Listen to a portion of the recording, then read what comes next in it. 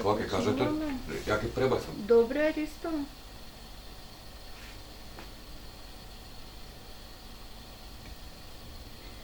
Ја пребацам. Добро вечер, почитувани македонски суверени. Вечерва во емисијата на ТВ каналот Откритија надеж за иднината го имаме Горан Зафировски, председател на Работничката партија. Ќе ја представи програмата на Работничката партија за предстојните парламентарни избори. Добро вечер. Добро вечер.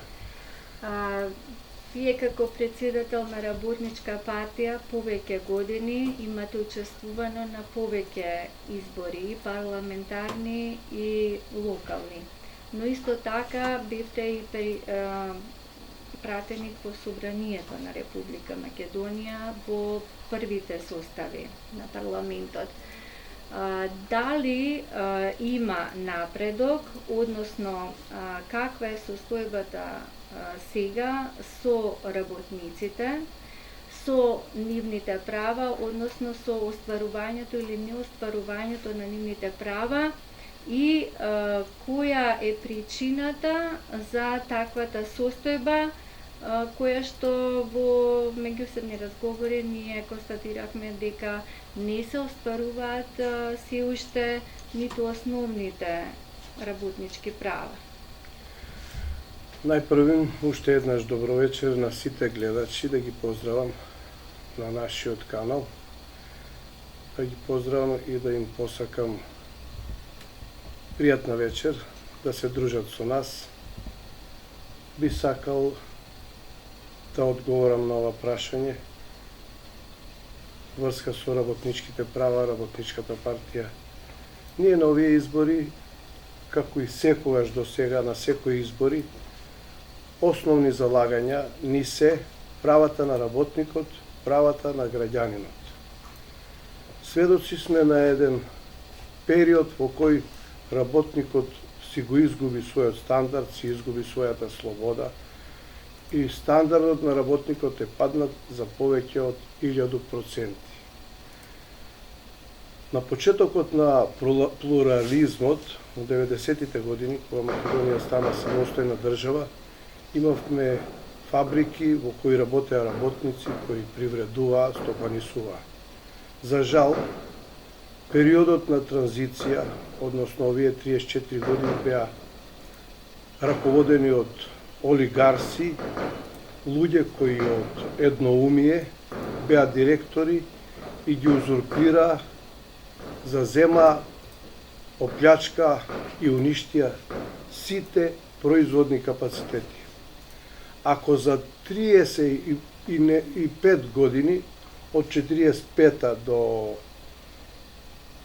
80, нашата држава излезе од војна сиромашна, луѓето беа гладни, немаше струја, немаше индустријски капацитети. За 35 години се направија фабрики, се направија капацитети, се направија канали, Пелагонија од мочуриште стана обработливо земјиште, Пелагонија се одгледуваше шекерна репка, имаше шекерана, имаше индустрии по сите градови изградени, работеше една железара, еден фабрика за заварени цевки, свилара, порцеланка, типо, стаклара. За жал, ние за 34 години сето тоа го уништивме и дозволивме да ги продадеме златните носилки, што се вика Евана, Телеком, рудниците. Посебно ќе се осврнам на рудното богатство. Во тоа така наречено едноумие постоеше Велешка топилница во која чистачката имаше поголема плата од председателот на општина Велес. Ние сето тоа го уништивме, Велешката топилница денеска не работи, нашите рудници за олово, цинк, сребро, злато се дадени на користење на концесија на украинци, на бугари, грци. Мермерниот комбинат е продаден најпрво на грчка фирма, потоа уште 40 на пати препродаван. И за жал, нашите рудни богатства, нашите природни богатства ги користат странци, а за нашиот народ ништо не останува. Се предпоставува дека само од рудното богатство секоја година Македонија губи по 2 милиарди евра. Да не збориме за другите индустријски капацитети. Постоја фабрики кои беа рентабилни, кои можеа уште 100 години да произведуваат, да пласираат производи.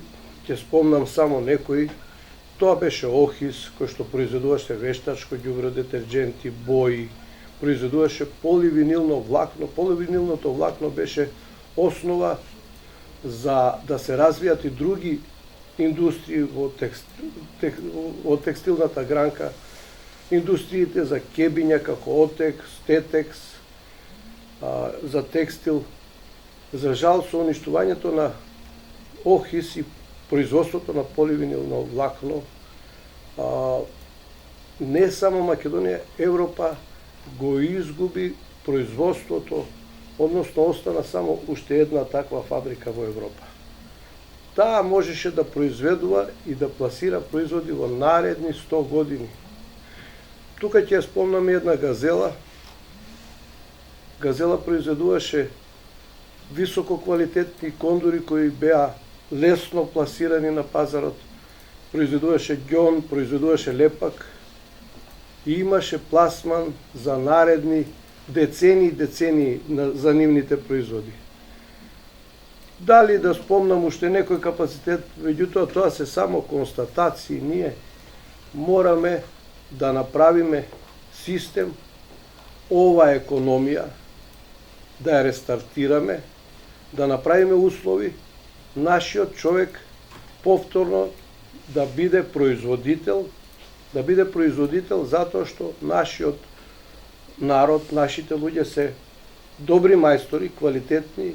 Јас имам учествувано и пораснато на пазари, на панаѓори, имам одено во Словенија, Хрватска, секогаш нашиот производител, нашиот производ бил поквалитетен од другите и секогаш од нас занатот го имат учено. Можам да ви кажам пример, например, комбинатот Треска беше школа за луѓе од Словенија за да научат како се произведува фурнир. Денеска гледаме кај е дрвната индустрија во Словенија, а каде е нашата дрвна индустрија, односно нашата фабрика Треска, која е уништена, запалена и на тоа место се градат згради. Тоа е нашата економија денеска. Така, спомнавте дека се уништени сите производствени капацитети што ги имаше државата и во ова програма која што е и за овие парламентарни избори, меѓутоа и години наназад, а и со програмата за младите што од независната листа за пратеници, што заедно настапуваме во изборна единица 1, се разбира и во на ниво на Македонија, предвидуваме рестартирање, односно возобновување на тие капацитети и на некој начин опоравување од тој процес на приватизација. Таа приватизација создаде многу, ги остави работниците ни без работа, уништи многу домови и семејства, бидејќи немаше од каде тие да екзистираат. Кои се реалните можности и како на најдобар начин да се рестартираат тие производствени капацитети со оглед на тоа што поголемиот број од нив веќе се уништени. Мислам, дали Работничка партија го зема тоа во предвид и на кој начин најдобро би се постапило во нивно возобновување. Дали истите капацитети, дали слични на нив, но со истиот начин програма на работа, начин на производство, се разбира дека осовременето, меѓутоа кои се модусите тоа да се направи за да може да се развива државата? Токму тоа е главната основа на нашата политичка програма и нашето залагање. Ние како политичка партија сакаме најпрво да се вратиме на почеток, да видиме кој се и што има направено. Потоа да се обештетат сите неправедно оштетени граѓани. Тука имавме штедилница ТАР, имавме лоша приватизација, стечајни работници, неисплатени, замислите, по 50-60 плати неисплатени на луѓе кои потоа извршители им имаат земено уште имот. Платата е исто што и капиталот.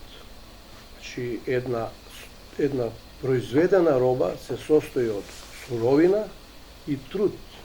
Ако суровината ја купува газдата, капиталистот, работникот го дава својот труд. Трудот нема вредност, тој е безценет. Нема такви пари што можат да го платат трудот. Меѓутоа, кај нас трудот, односно работникот, е потценет. Досегашните властодржци се припадници на црвената буржоазија која го узурпира трудот на работникот. Затоа ние збориме дека еден општествено-политички систем се состои од две класи. Сопственици на капиталот и труд.